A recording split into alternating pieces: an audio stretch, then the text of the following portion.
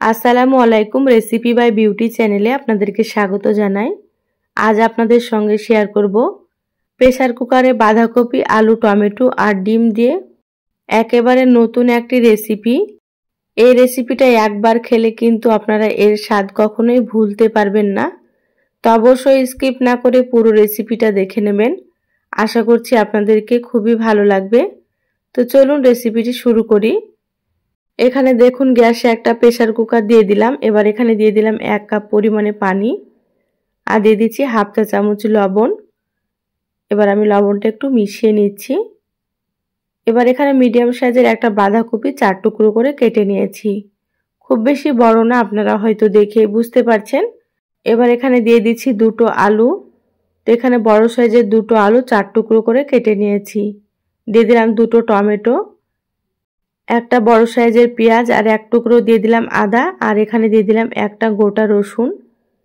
এবার আমি প্রেসার কুকারে ঢাকনাটা লাগিয়ে দিলাম। এবার এখানে 3টে সিটি দিয়ে নেব, তারপরে আপনাদেরকে দেখাচ্ছি। 3টে সিটি দিয়ে নিয়েছি, খুব সুন্দর মতো এগুলো সেদ্ধ হয়ে গিয়েছে। এবার আমি এখানে টমেটো আর মশলাগুলো তুলে নেব।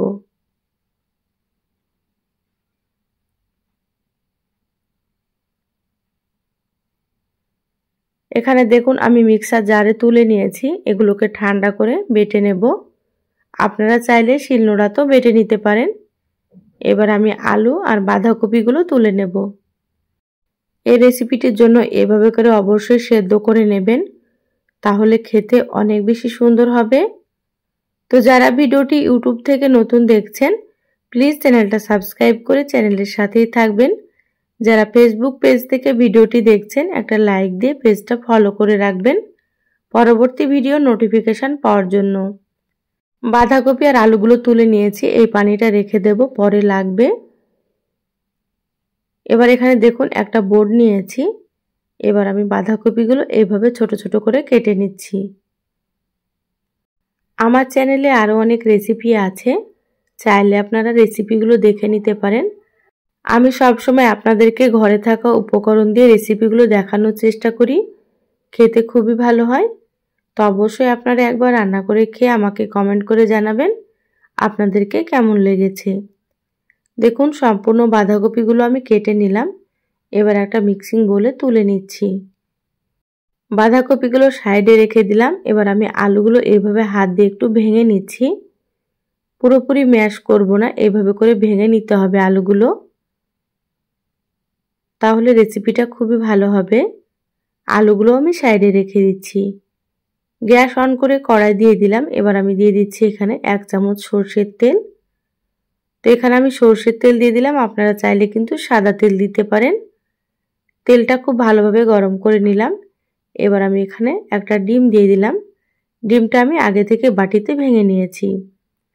এখানে সামান্য একটু লবণ দিয়ে দিলাম। এবার আমি ডিমটা ঝুরি করে ভেজে নিচ্ছি। ডিমটা খুব বেশি শক্ত করে ভাজবো না, হালকা করে কিন্তু ভেজে নিতে হবে, তাহলে খেতে ভালো লাগবে। ডিম ভাজা হয়ে গিয়েছে, এবার আমি তুলে নিচ্ছি। ডিমটা তুলে আমি বাটিতে রেখে দেব। আবারও দিয়ে দিচ্ছি 2 টেবিল চামচ সরষের তেল, হাফ চা চামচ দিয়ে দিলাম কালো জিরা। কালো জিরা দিলে ফ্লেভারটা খুবই ভালো লাগে। তো যারা কালো জিরা পছন্দ করেন দিয়ে দেবেন, যারা পছন্দ করেন না স্কিপ করতে পারেন। এখানে দিয়ে দিলাম একটা মিডিয়াম সাইজের পেঁয়াজ কুচি, 5-6টা মতো দিয়ে দিলাম চেরা কাঁচা মরিচ। তা আপনারা এখানে ঝালটা নিজেদের মতো করে দিয়ে দেবেন, আপনারা ঝাল খেতে যেমন পছন্দ করেন। এবার পেঁয়াজ আর কাঁচামরিচ একটু লালচে করে ভেজে নেব। আপনারা তো বাঁধাকপি রেসিপি অনেক রকম খেয়েছেন, তো এই পদ্ধতিতে একবার রান্না করে খেয়ে দেখবেন। একবার রান্না করলে কিন্তু এই রেসিপিটা আপনারা বারবার রান্না করবেন। গরম ভাত, রুটি, পরোটা সব কিছুর সঙ্গে কিন্তু খুবই ভালো লাগে। দেখুন পেঁয়াজগুলো ভাজা হয়ে গিয়েছে। এবার আমি এখানে দিয়ে দিচ্ছি বেটে রাখা মশলা।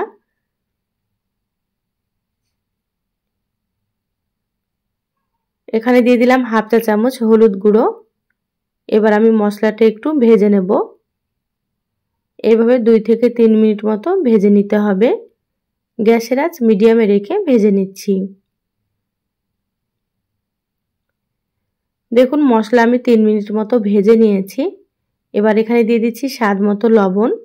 তো লবণটা এখানে বুঝেই ব্যবহার করতে হবে, কারণ প্রথমে সেদ্ধ করার সময় লবণ দিয়েছিলাম।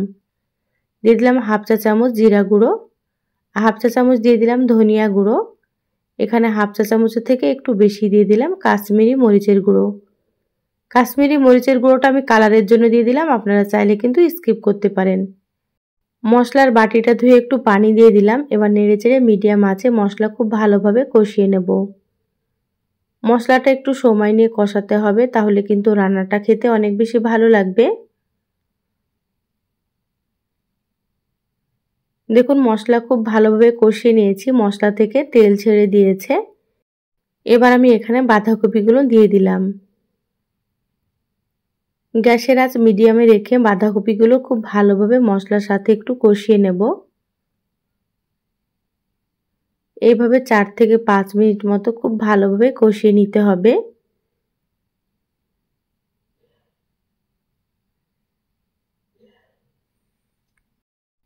ভালোভাবে একটু কষিয়ে নিলে কিন্তু রান্নাটা ভালো লাগবে খেতে। তো একটু সময় নিয়ে আপনারা কষিয়ে নেবেন। বাঁধাকপিগুলো খুব ভালোভাবে কষিয়ে নিয়েছি। এবার এখানে আমি সেদ্ধ আলুগুলো দিয়ে দিলাম। আলুগুলো দিয়ে আবারও 1 মিনিট মতো নেড়েচেড়ে নিচ্ছি।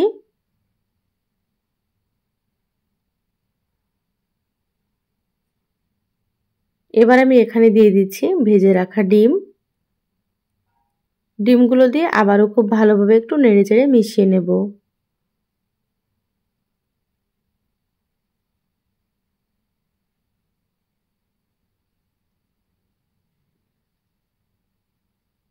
দেখুন খুব ভালোভাবে নেড়েচেড়ে মিশিয়ে নিয়েছি। এবার এখানে আমি দিয়ে দিচ্ছি প্রথমে যে বাঁধাকপি সেদ্ধ করেছিলাম সেই পানিটা।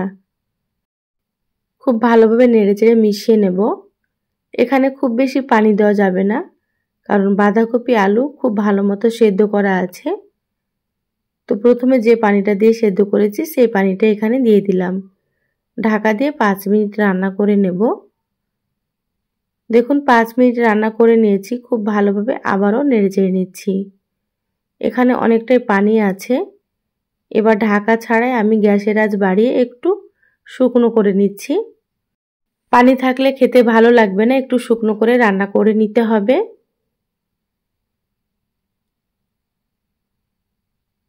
দেখুন গ্যাসের আঁচ বাড়িয়ে খুব ভালোভাবে একটু নেড়েচেড়ে শুকনো শুকনো করে নিলাম। এবার এখানে দিয়ে দিলাম 1 চা চামচ গরম মশলার গুঁড়ো, আর দিয়ে দিলাম বেশ কিছুটা পরিমাণে ধনিয়া পাতা কুচি। খুব ভালোভাবে নেড়েচেড়ে মিশিয়ে নিলাম। রান্না হয়ে গিয়েছে। এবার আমি গ্যাস বন্ধ করে দিচ্ছি। ঢাকা দিয়ে 5 মিনিট রেখে তারপরে আপনাদেরকে দেখাচ্ছি। দেখুন 5 মিনিট পর প্লেটে তুলে নিয়েছি। আর দেখতে কতটা লোভনীয় হয়েছে আপনারা হয়তো দেখেই বুঝতে পারছেন। এই রেসিপিটা একবার হলেও আপনারা রান্না করে খেয়ে দেখবেন। গরম ভাত, রুটি, পরোটা সব কিছুর সঙ্গে কিন্তু ভালো লাগে। তো সহজ রেসিপিটা কেমন লাগলো চ্যানেলের কমেন্ট বক্সে কমেন্ট করে জানাবেন। ভালো লাগলে একটা লাইক দিয়ে ভিডিওটা আপনারা শেয়ার করে দিবেন। সবাই অনেক বেশি ভালো থাকবেন, সুস্থ থাকবেন। ফিরে আসবো আবারও নতুন রেসিপিতে। ধন্যবাদ সবাইকে। আল্লাহ হাফেজ।